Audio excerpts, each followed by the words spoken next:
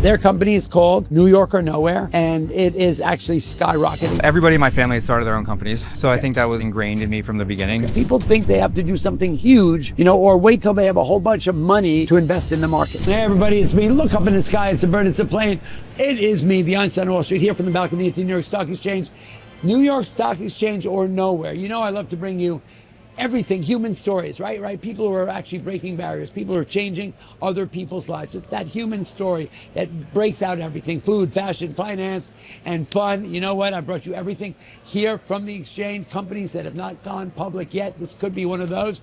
Absolutely incredible. Anyway, the human element is clearly the most important. And when somebody sort of takes that on and really does something, everybody talks about, oh, I'm going to do this, I'm going to do that, and they don't really end up doing anything. There's some who do stuff that actually change the world, and this is one of those stories. I could not be more excited than to bring, and it turns out that this person who is actually could have been the hottest ticket around at this moment, gauging the fact that the New York Knicks just won the championships, even though, when I was in Europe, they were saying that was a one-off and it's never going to happen again. That's a bunch of BS in my opinion. However, I couldn't be more excited to bring my new friend, Quincy, to the New York Stock Exchange. Thanks for having me. My pleasure. The finals are nowhere, New York or nowhere. Hey, Einstein on Wall Street or nowhere. Welcome, how you doing? I'm doing great, couldn't be Good, better. Good, I'm happy to be so here. happy to have you here. The history in this room. First time in the building. We're all obviously huge Knicks fans. Yeah. And so I've actually known Quincy's dad for 30 years, and which is wild. And I've talked with him about meeting his son for the longest time. We're just finally getting that together.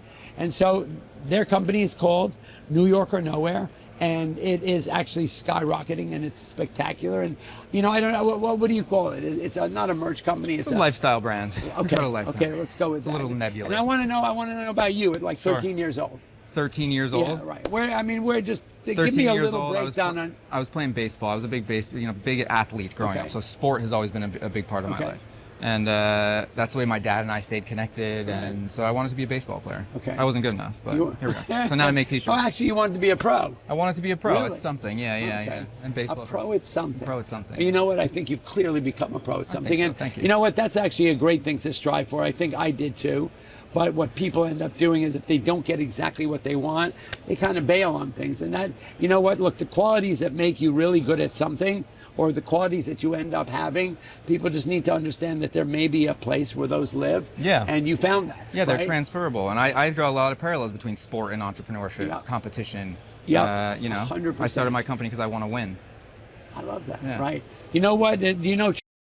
No, not familiar. Charles is a gentleman who he has a company now called the Dream Machine. Okay. Basically, he was a big deal manager of 2 Chainz and a bunch of hip hop guys out in California. He ended up getting a brain tumor. He weighed 350 pounds, and he had this vision. He ended up falling over, and they thought he was going to die. And he had a vision that he was going to become a marathon runner, and he was going to be in a commercial with, and he was going to sort of have a commercial. Okay. And everybody thought, you weigh 350 pounds, you're no, you're going nowhere. But he manifested it. He manifested it in a huge way, and he ended up doing every single one of those things. Wow. He lost the weight. He was able to get rid of his the tumor, and he ended up in an advertisement for Nike. He became the #1 commercial ever made. He was in it with LeBron James, with Serena Williams.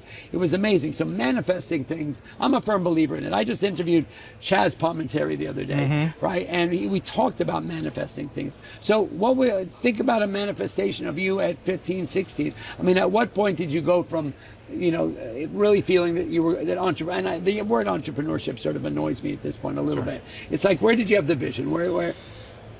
Look, everybody in my family had started their own companies. They did. So I think that was ingrained in me from the beginning. Okay. Don't work for other people, work for yourself. Yeah, big deal. For better or worse, right? Yes. Not everybody can hack that and handle that. And, for sure. And I meet a lot of people now who want to start their own companies, and it depends on who they are, whether or not I tell them to do it. I don't think it was until after college that I really, the What did you spark study in college? I studied journalism. Okay. So writing was my first creative love. Okay. Came to New York in 2010, so I lived here 16 years. I didn't know a soul when I came to New York. And the long belongingness for the city, even when I was here, is what sparked the idea of New York or Nowhere. Okay. And your dad spent my dad, time here. my dad grew up here. My dad grew up, Right. grew up in Queens, from okay. 1950 onward, and left at some point. But it's in my DNA. Yep, for sure, no problem. Yeah. And I love that. I mean, we just talked about our grandparents. Our grandparents actually, my parents and his grandparents actually came from Czechoslovakia and Poland, Holocaust survivors. And you know what? I talk about it sometimes. I'll really sort of dive into it in a way because people ask me. I've had incredible success and I've had incredible hardships in my life, and people will say like, where do you find that energy, that spark, that resilience to wake up every day, no matter, even though there are things that are really bailing down on you and really making this really hard. And I kind of revert to that in a way. I mean, but some people don't really understand the power of what went on back then, but those people who survive, were your grandparents people you were close to and you looked up to them? Yeah, absolutely. My grandfather, especially. My grandmother passed when I was 10, but my grandfather lived till he was almost 100 years old. And he was an entrepreneur, and he was my hero and inspired, a lot of what I do, and gave me the seed money to start my company, and very much so feel like New York or Nowhere is a continuation and an extension of his legacy and my dad's legacy, and what they set up. So he started out coming to the States, right, with nothing. With nothing. And he started selling, what was it? He sold women's stockings on the Lower East Side. Literally, probably out of the back of his car. Probably a push car. He probably didn't have a car. He could not afford a car. He had a little push car. He went door to door, sold them for 50 cents and made a buck, and saved up all his money, and eventually opened a business in Queens, in the schmata business. The schmata business. And you know what? That is a perfect example. That's what entrepreneurship is. When everybody is being given a silver spoon type of a thing. When you start money and you had money or came from money and all that. No disrespect to that, but that vision. It's really hard to wake up into a day where you're making 50 cents 3 or 4 times a day, and you're building that and growing it. And so I put, my father ended up, he had a vision. He wanted to be a doctor. He came to America, and he fulfilled that dream. And he had his American dream as well. And there's so much power in that, right? That resilience to know that you can do that. And so I'm so excited that you had that relationship with your grandfather, and that he played such a huge role in New York or Nowhere. Yeah. Where did the name come from? Where did the name come from? Yeah. From the back of my brain somewhere. Okay. Awesome. I was designing. It was. I had a brand before this one. It was called Nolita. With a K, named after the neighborhood. Okay. And I was making things that expressed my love for the city. Okay. And I needed a slogan for that brand because people saw it and they were like, "What the hell is this thing?" Right. And so I thought, "Oh, New York or Nowhere." That kind of. Calling the neighborhood Nolita. Or... No, this was afterwards. Yeah. So I put my spin on it, and I needed a slogan, and New York or Nowhere occurred to me, and so that was great. Yeah. So I searched on trademark. There was no trademark, so I filed a trademark. For some reason, I knew almost instantly after I came up with it that there was some sort of power and something special about those words together. And so for a few years I ran Nolita, and always the idea, the sentiment that resonated with people was New York or Nowhere. And so in 2020 I sunsetted the Nolita brand, and I spun it out into New York or Nowhere, and we relaunched, and the rest is kind of history. My God, did you start literally with just a couple of pieces of merch? And yeah, that was it. I started with posters, and then I made T-shirts, and now we have a robust assortment of products, home goods, everything. I love that. At one point I came back from college. I opened up a record store in New York. So I graduated with a degree in finance at UMass. And I went to UMass because we had the house in the Berkshires. It was the only place I could go, and it didn't cost $50,000 for college, and I could get in. So you had in-state tuition, right? I had in-state tuition. It cost me $300 a semester. Wow. And I thought, okay, there was then no pressure. What? What a steal. What a steal. What a steal. And I did the 5-year plan, which was super exciting. But after college, I moved back to New York. I was getting a master's in business at Baruch. I was trading commodities with money that my father adopted a kid during the war. So he was sort of like an uncle to me, or an older brother. And he had given me some money, and I started trading commodities. With that money, I turned $1,500 into $40,000, and then lost it in one day. Kind of like a trading places moment. But I literally, when I opened a record store, and the record store was modeled after a European record store. Okay. So we had an art gallery, we had a listening booth where you could hear the record before you bought it, we had a little coffee shop, and then and the place was just spectacular.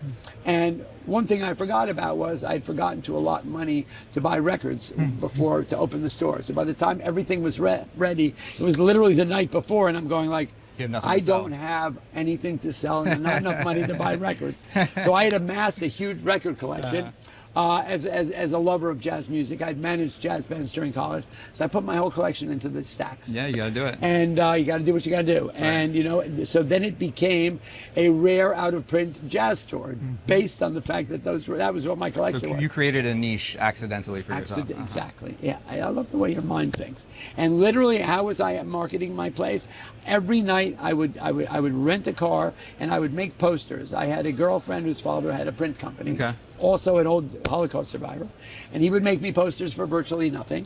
And I would go out through the streets and drive up and down, and I would get those things, you know, find the pay no bill, wheat paste, and I'd put them up. I would blanket New York with them.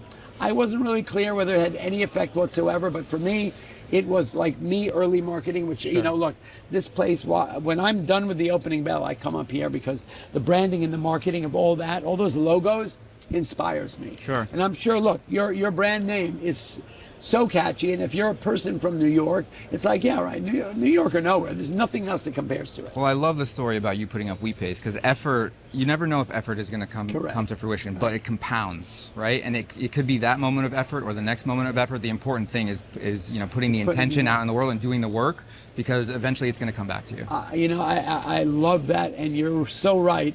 And it went from the wheat paste to stapling them on street lamps, and literally I made stickers, and I put the stickers everywhere. I did the same thing. I walked up behind people and put them on their back. I remember having a moment where, this is cell phone age, I would put stickers up on the walls and, you know, telephone poles, and one day one fell on the ground, and all of a sudden I saw like dozens of people tagging the sticker on the ground. I'm like, no shit, it makes sense why they would do it, because everybody's staring at their phones. And so after that, blankets the streets with stickers, and that was early guerrilla marketing too. And we still don't spend, we don't run ads. And it's you know what, I love that. I love everything about the company. I think it's spectacular. Appreciate it. And you know, so it as a brand name, so that on its own became a company. Yes, right. Correct. And you really kind of hustled your way into understanding how to actually look the business part of a company. You know, if you're determined in it, you end up just doing it. I mean, it happens. But I'm proud of you. Thank you. Right, just as you know, I'm sure I met you when you were young, and I knew your dad for the longest time. Yeah. And as I was watching this company grow, I had this sort of just a special feeling that I knew about you beforehand. And you know, when you see, I'm a firm believer, you know, I'm a team player, and I love when other people are successful at something. Likewise, yeah. You know, and then the Knicks part of this. Tell everybody about that part. How that. I mean, the Knicks part has been, you know, kind of changed the future of the business and the brand. Yeah, it was you capture lightning in a bottle. You can't prepare for it. But I planted these seeds, this effort that we were talking about 8 years ago. I started working with the Knicks, you know, and we were on what's called a local license. I won't bore you with the nuances of NBA licensing, but we had 5 T-shirts at Madison Square Garden, and now we're like by far the best-selling brand of Knicks merchandise, and that's a lot of time and energy and belief in the brand that we were building and the team and the city, and all of that kind of just came together in one moment of greatness that will be hard to replicate again. But we were in the middle of that, and as a fan, it was tremendously meaningful for me. But as the owner of this company, you know, it changed our future. Well, let's just think for a minute. You know, we were here on the floor the day that they had the ticker tape parade. Right, ticker tape is where this whole place started in so many ways, and that story. But I think what happened in New York around the Knicks winning, right? I was there the last time the Knicks won. You were not born yet, no. Right? But what we saw then, you know, people are funny, towns and cities are funny. This thing, our phone that we have here, you know, while we thought it was something that was going to connect us, can be really sort of polarizing in a lot of different ways. I think I talked about it yesterday at Sotheby's that, you know, that we are, you know, people hide behind that phone. It can be anybody they want, and you know, and it's while it should be a place and a thing that connects us in a huge way, it's not. And so I've been making a huge effort. I spend a lot of time talking to high school kids and college kids about community and about talking to each other, right? And I met this young guy recently who has an app called Fizz, where basically it's an intra-college app where kids can go on and find out what's going on in their school and whatnot. And like he a bulletin started with, board kind of thing. Exactly, Yeah. online. And he started with one college. He's now got 800 of them. They just raised $60 million for the company. You know, it's That's funny amazing. how little small ideas, people think they have to do something huge, you know, or wait till they have a whole bunch of money to invest in the market. Literally, it's like one small thing at a time, one person talking to another person, coming up with this. But as far as this brand goes and how the city changed in a way, like, you know, this city can be, you know, as polarizing as any place in the world. But the team winning and the way it happened, that was a really amazing moment. It was. Right? You almost, you got goosebumps walking around New York because everybody was rooting for it. And it was almost an underdog story too, right? Yeah. They were all unheralded guys. They weren't expected to win. Exactly. And I think that's in contrast to New York, right? Which is this place of greatness and wealth and excess, and the New Yorker Nowhere name, you know, expresses that. But what I experienced here during the Knicks playoff run is why it's New York or Nowhere. Right. It's the city coming together and that moment of unity that we don't really see in times other than tragedies, right? I have not seen that since 9/11 or the early days of COVID, where the city emptied out and everybody missed it, even though they were still here. So it was really special. Yeah. And just by name and by nature, and just, you know, this company is a perfect. It's sort of the fruition. It's, you know, it's the culmination of what happened in this city. Really lets you know that is so meaningful, just by nature. So what's the next plan? What's the next thing? What's the next plan? So the next big thing that we're doing, and this hasn't been announced yet. Am I going to announce it right here? What does she say? I'm looking at Rob. Okay. So I won't say where. Why it is. not? I won't say where it is. Stockings. So brick and mortar retail has been, you know, transformational for my business. So we have one little retail shop, That's not 600, easy, right? and it's That not is easy. really the hard. rents, Peter, the rents are still I know, high. insane. Right. So we opened our store in Lafayette. I signed a 10-year lease. It was the scariest moment of my entire life. I'm doing the math on my son is going to be 11. What year was that? So this was 2022. Okay. And so we're just Post-COVID, past the 4 rents years. were It was already- just after, but the rents had decreased a little bit, so we got a decent deal. Okay. And so it's on Lafayette between Prince and Spring, and it's become a amazing phenomenon, neighborhood. right? It's an amazing neighborhood, and the store has become, you know, we have a local fan base that comes to us for the sports collaborations and for the product, and then we have people who are visiting the city who really, it's a destination for them. They make the journey, and they want that item that's a little bit more elevated version of an I Heart New York t-shirt. And so we've really fit that niche, right? And so we're opening our second store. You're hearing it here good first. Right out of the gate. You're hearing it first. Really? Okay. This is the first time it's been announced. So we're opening our Brick second and mortar store. Number 2. New York or New York or nowhere. nowhere. It's I'm not going to tell you where it is. Okay. It's above 14th Street. Okay. And it's going to open at some point in the fourth quarter of this year. You know, I love it. I said I opened up a record store. I had a retail brick and mortar, and you know what? It's kind of curious. If you've ever like worked a trade show, you know that feeling that you're standing behind it and there are people coming at you.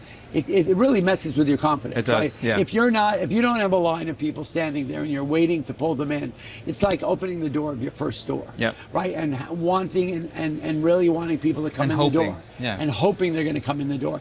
For me, it became a hangout, and it was all great, and we never sold anything. And you know, and literally, So you kept your records then. I kept my records. It became more of a hangout. It was 1980, so it was a funny. And I was actually the doorman at Studio 54 at the time. No way. So I was working that shift at night, and that whatever I was doing there was making enough money to keep the rent going on the store. And after about a year, a friend of mine from Norway, who I had known for many years, looked at me and he said, "Have you ever thought of closing this store?" Because it was hemorrhaging money. I was not, you know, and the excitement and fun of having this store and everybody hanging out. All the famous jazz musicians would come there and hang out, and we played music every night. He said, "You ever thought of closing this store?" And literally, I didn't say a word. I grabbed the keys, I went to the front door, and I closed it. Wow. Right? And it was just like, you know, sometimes you've just got to make decisions. Sometimes you stay in decisions too long. Absolutely. And you need to understand when things are done, when they're over, and when to move and pivot. Yeah. Pivoting is cool. I did that here.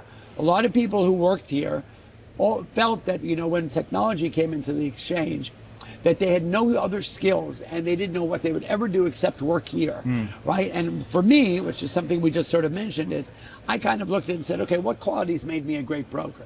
My ability to interact with people, good with numbers, able to pivot, right? And so where else can I do that? I was fortunate enough to be able to pivot, you know, and bring my son in, and I started social media here, right? But a lot of people are sort of so limited in their vision, right? And so going number 2 store, you heard it here, right? We know what the name of the store is. I mean, that's incredibly exciting. It's very exciting, and we have big ambitions and big plans for the future, Right. and we're working now closely with basically every professional sports team in New York, and Amazing. we're one of the And other brands. and other brands, and we have some big non-sports collaborations coming out over the next couple of years, and these things take so much time to bring to market. It's 18 months, it's 24 months, and so can't speak about some of them yet. Of course but not. Of but course not. we're looking at some international plays. The future is really bright for the company. We're growing really quickly. We're self-funded. I've never raised a dime. Love it. Which in this building is very unique, obviously. It's very unique, but it's incredibly important Yes. too, because some people think that that's the if you listen to Mark Cuban on Shark Tank, Mm-hmm.